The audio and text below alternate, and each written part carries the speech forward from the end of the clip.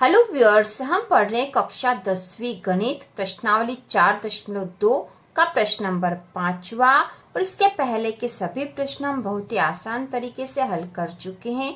यदि आपने नहीं देखे हो तो चैनल पर देख सकते हो। तो शुरू करते हैं। प्रश्न नंबर 5वां, एक समकोण त्रिभुज की ऊंचाई इसके आधार से 7 सेंटीमीटर कम है। यदि कर्ण 13 सेंटीमीटर का हो तो अन्य दो भुजाएं ज्ञात कीजिए।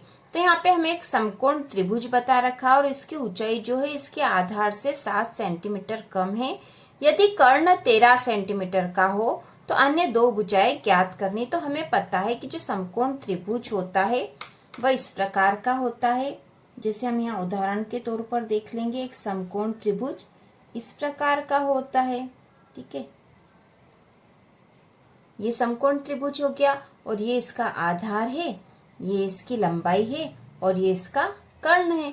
तो हमें प्रश्न में कहा गया कि समकोण त्रिभुज की ऊंचाई इसके आधार से 7 सेंटीमीटर कम है। मतलब ये जो ऊंचाई है इसके आधार से 7 सेंटीमीटर कम है। तो हम ये मान ले यदि कि ये जो आधार है इसका ये x है। ठीक है, मान लिया कि आधार x सेंटीमीटर है तो इसकी ऊंचाई कितनी हो जाएगी, x ऋण 7, क्योंकि आधार से 7 सेंटीमीटर कम है। इसके बाद यहाँ बताया गया यदि कर्ण 13 सेंटीमीटर का हो तो ये कर्ण है। ठीक है, इधर वाली जो भुजा होती है कर्ण कहलाती है। यहाँ समकोण त्रिभुज के सामने वाली, समकोण जहाँ बनता है उसके सामने वाली भुजा कर्ण होती है और ये 13 सेंटीमीटर दे रखी है।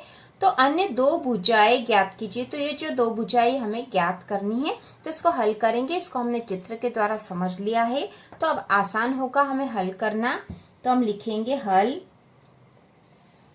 तो सबसे पहले हम आधार को मान लेते, जैसा कि हमने चित्र में भी माना था। माना कि समकोण त्रिभुज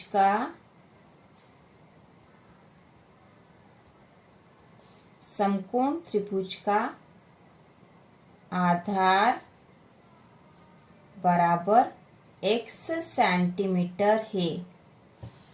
आधार हमने मान लिया कि x सेंटीमीटर है। तो प्रश्नानुसार, क्योंकि हमें यहाँ कहा गया कि ऊंचाई इसके आधार से 7 सेंटीमीटर कम है, ऊंचाई मतलब इसकी ये जो लंब बनेगा ये, प्रश्नानुसार ऊंचाई बराबर x ऋण 7। ठीक है, x ऋण 7 होगी। यदि आधार इतना है तो ऊंचाई इतनी होगी। और हमें कर्ण तो दिया है, तो दिया है कर्ण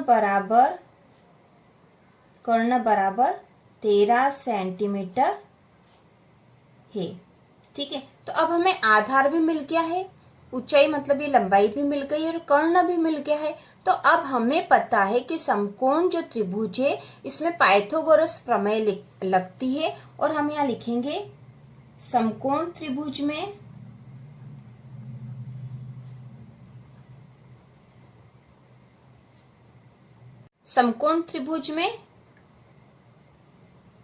पाइथागोरस प्रमेय से, क्योंकि हमें पता कि जो समकोण त्रिभुज है उसमें पाइथागोरस प्रमेय का सूत्र लग जाता है। तो इस प्रमेय का सूत्र हम यहाँ लगा देंगे और यह सूत्र तो आप सभी को पता होगा, पाइथागोरस प्रमेय का सूत्र। तो हम यहाँ लिखेंगे कर्ण का वर्ग बराबर लंब का वर्ग धन आधार का वर्ग। ठीक है, ये पाइथागोरस प्रमेय होती है और समकोण त्रिभुज में ही लागू होती है। कर्ण का वर्ग बराबर लंब का वर्ग धन आधार का वर्ग। तो यहाँ जो लंब है वह ऊंचाई ही होती है, ऊंचाई का वर्ग है यहाँ पर। तो यहाँ पे हम कर्ण का वर्ग की जगह, हमें पता है कि कर्ण तो 13 सेंटीमीटर हमने यहाँ पे देख लिया था, प्रश्न में ही कहा गया है। लंब मतलब होता ऊंचाई और ऊंचाई हमने निकाल ली है, x ऋण 7 है। और उसके बाद आधार का वर्ग, तो आधार हमने माना था x सेंटीमीटर है। तो ये सब हम मान यहाँ रख देंगे। तो कर्ण का वर्ग बराबर की जगह हम लिख देंगे 13 का वर्ग, क्योंकि कर्ण का मान 13 सेंटीमीटर है। लंब मतलब ऊंचाई, ऊंचाई है x ऋण 7 का वर्ग धन आधार है x, तो x का वर्ग।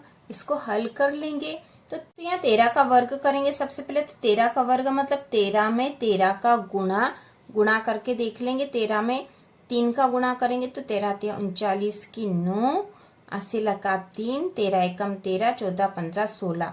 तो 13 में 13 का गुणा करेंगे तो 169 आते हैं। तो 13 का वर्ग हो गया है 169, हमने लिख दिया इसका मान, बराबर x ऋण 7 का वर्ग। तो यहाँ पे जो है सूत्र लगेगा a ऋण b का वर्ग का, ठीक है, a ऋण b का वर्ग वाला सूत्र लगेगा। तो a ऋण b का जो वर्ग होता, हमने पहले जो सवाल करे थे 4.1 में, उसमें भी ये सूत्र लगाया था। तो यहाँ पे x ऋण 7 का वर्ग के स्थान पर लगेंगे a ऋण b का वर्ग, क्योंकि a के स्थान पर x और b के स्थान पर 7 है, इसके ही जैसा है ये। तो a ऋण b का वर्ग बराबर होता है, ठीक है, बराबर होता है a का वर्ग धन b का वर्ग ऋण 2ab। ये इसका फार्मूला होता, हमने पहले देख लिया था, ठीक है। तो यह वाला सूत्र हम यहाँ लगा देंगे। a के स्थान पर x है और b के स्थान पर है 7। तो x ऋण 7 का वर्ग मतलब a ऋण b का वर्ग करेंगे। तो सबसे पहले a का वर्ग मतलब x का वर्ग, तो हम लिख देंगे x का वर्ग धन b का वर्ग मतलब 7 का वर्ग, फिर ऋण 2ab। तो a के स्थान पर है x गुणा b के स्थान पर है 7। तो इस प्रकार हमने मान लिख दिया। और धन x का वर्ग मतलब x का वर्ग यहाँ पे हो गया है, ठीक है।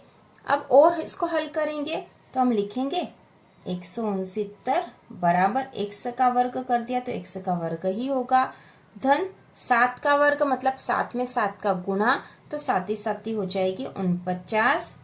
और यहाँ पे है ऋण 2 का x में गुणा करेंगे तो 2x, और इसका 7 में गुणा करेंगे तो 2 7 ही 14x हो जाएंगे, 14x धन x का वर्ग। तो इसको थोड़ा और हल कर लेते हैं। 169 बराबर ये x का वर्ग और ये भी x का वर्ग, तो 2x का वर्ग हो जाएंगे, 2x का वर्ग। इसके बाद 14x, इसको हम द्विघात समीकरण के रूप में जमा के लिख देंगे। तो यहाँ पे पहले लिख देंगे ऋण 14x, अब बचा है धन 49, ठीक है। इसको क्रम से जमा दिया, पहले x की घात 2 वाली संख्या लिखी, फिर x वाली संख्या लिखी, और बाद में जो बची हुई संख्या उसे लिखा है। अब इसको हम जो 169 है इसको बराबर के इस तरफ लेके चले जाएंगे।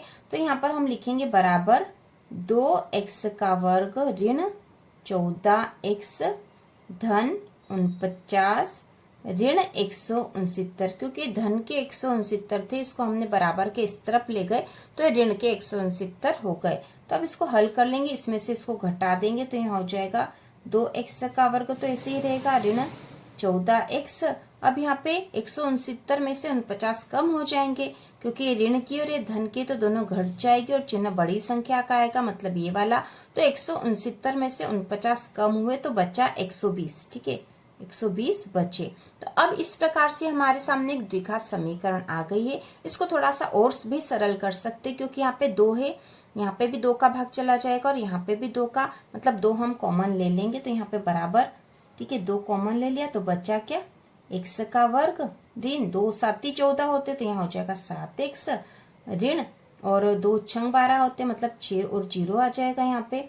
और ये जो 2 है बराबर के इस तरफ जाएगा तो यहाँ बट्टे में चला जाएगा और इसका मान 0 हो जाएगा। तो ये हमारे पास अब द्विघात समीकरण हो जाएगी x का वर्ग ऋण 7x ऋण 60, ठीक है। तो ये हमारे सामने एक समीकरण हो गई है। अब इसको हम गुणनखंड विधि से हल कर लेंगे और x का मान निकाल लेंगे। तो गुणनखंड विधि से कैसे हम हल करते हैं कि जो बीच वाली संख्या है उसे ऐसे 2 भागों में बांटेंगे, ऐसी 2 संख्याओं में विभाजित करेंगे कि उन 2 संख्याओं का जोड़ करें या घटाव करें तो बीच वाली संख्या ही आएगी, लेकिन गुणा करें तो इन दोनों संख्याओं का गुणा आना चाहिए। तो देखो कैसी संख्या चाहिए हमें यदि उन 2 संख्याओं का जोड़ करें, ठीक है, जोड़ या घटाव करें तो हमें क्या मिलना चाहिए, ऋण का 7x मिलना चाहिए। लेकिन हम उन 2 संख्याओं का यदि गुणा करें तो ऋण 60 और x का वर्ग का गुणा क्या हो जाएगा, ऋण 60 x का वर्ग गुणा में हमें मिलना चाहिए। ऐसी 2 संख्याओं में बांटना है 7x को। तो ऐसी 2 संख्याएं क्या हो सकती है, हमें सोच के निकालनी पड़ेगी। तो जब हम ऐसा अनुमान लगाते हैं तो ये दो संख्या हो सकती है, क्योंकि हमें गुणा करने पर 60 चाहिए, तो 12 पंजे 60 होता है, ठीक है। और 12 में से 5 घटाएंगे तो 7 बच जाते हैं। तो वो दो संख्या हो जाएगी ऋण 12x धन 5x, क्योंकि ऋण 12 इसलिए रखे हैं कि ऋण 12 में से 5 घटाएंगे तो 7 जो है ऋण के बचेंगे, क्योंकि बड़ी संख्या ऋण की रहेगी। और 12 में 5 का गुणा कर देंगे तो 60 हो जाएंगे, और धन ऋण ऋण ऋण का चिन्ह आ जाएगा, मतलब दोनों का जब गुणा करेंगे 12 में 5 का तो ऋण के 60x आ जाएंगे, और ये इन दोनों को यदि घटाएंगे तो ऋण के 7x आ जाएंगे, ठीक है। ये दोनों पूर्ति हो रही है हमारी। तो यहाँ पर हमारी संख्या आ गई है, तो हम यहाँ लिखेंगे x का वर्ग ऋण 12x धन 5x ऋण 60। तो हमने 7x को दो संख्याओं में विभाजित कर दिया है। तो अब इसको और हल कर लेंगे, तो इन दोनों में से कॉमन लेंगे, ठीक है, बराबर। यहाँ पे x कॉमन लिया तो बचा x ऋण 12, ठीक है। अब इन दोनों में से हम 5 को कॉमन ले लेते हैं, धन 5, तो बचा x और 5 का x, और यहाँ पे ऋण का बचेगा, और 5 का भाग लगाएंगे 60 में, तो 5 एकम 5 और 5 दूना 10, 5 एकम 5 और 5 दूना 10, मतलब 12 बचेगा, ठीक है। यहाँ तो हमने रफ में करा था ये। तो यहाँ x ऋण 12 आ गया है यहाँ कॉमन में। तो अब हमें दो पद मिल जाएंगे, एक हो जाएगा x धन 5 और दूसरा हो गया x ऋण 12, ठीक है। x धन 5, ये जो बाहर हमने संख्या लिखी थी इन दोनों को एक करके लिख दिया, और जो अंदर की तरफ कॉमन में आई थी x ऋण 12 इन दोनों की एक संख्या यहाँ आ जाएगी। अब x का मान हम निकाल सकते हैं, तो यहाँ पे x धन 5 है तो x बराबर हो जाएगा ऋण 5, ठीक है। x बराबर हो जाएगा ऋण 5, क्योंकि इन दोनों का मान 0 है, ठीक है। x धन 5 बराबर 0 होना था, ठीक है। x धन 5 बराबर 0, तो x बराबर हो गया ऋण के 5, और x ऋण 12 बराबर भी 0 है, तो यहाँ पे हो जाएगा x बराबर 12, क्योंकि ये ऋण का 12 बराबर के उधर गया तो धन का हो गया यहाँ पे। और इसी प्रकार x धन 5 बराबर 0 था, तो x बराबर हो गया ऋण का 5, क्योंकि ये बराबर के उस तरफ गया। हम सीधा भी यहाँ से ऐसे लिख सकते थे।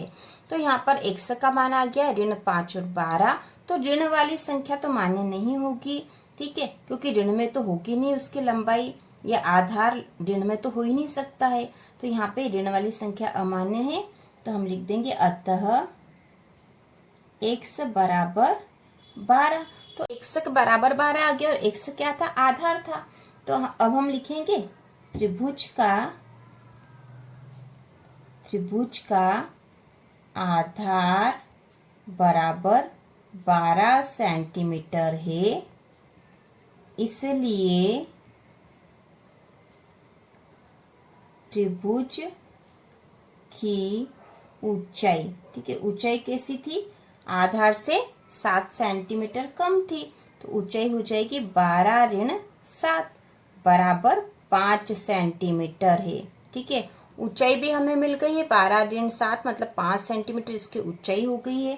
तो अब हमें त्रिभुज की दो भुजाएं मिल गई है, और तीसरी भुजा तो वहां दे ही रखी थी, तो हम लिखेंगे त्रिभुज की अन्य दो भुजाएं, त्रिभुज की अन्य दो भुजाएं बराबर 12 सेंटीमीटर व 5 सेंटीमीटर है, ठीक है। 12 सेंटीमीटर और 5 सेंटीमीटर है, ठीक है। यह हमें निकालनी थी दो भुजाएं, क्योंकि एक भुजा कर्ण हमें दे रखा था 13 सेंटीमीटर, तो हमने दूसरी भुजाएं आधार और उसकी लंबाई निकाल ली है। लंबाई या ऊंचाई एक ही यहाँ पर, और यही इसका आंसर है। तो हम लिख देंगे आंसर 12 सेंटीमीटर 5 सेंटीमीटर। तो इसका आंसर हो गया। बहुत आसान प्रश्न था, बस इसको समझ के हल करना, बाकी तो वो ही विधि है जिस विधि से हम पहले से कर रहे हैं। तो इसी प्रकार के और वीडियो देखने के लिए, कक्षा 10वीं गणित की संपूर्ण तैयारी के लिए एग्जाम स्टडी प्रिपरेशन को सब्सक्राइब कीजिए।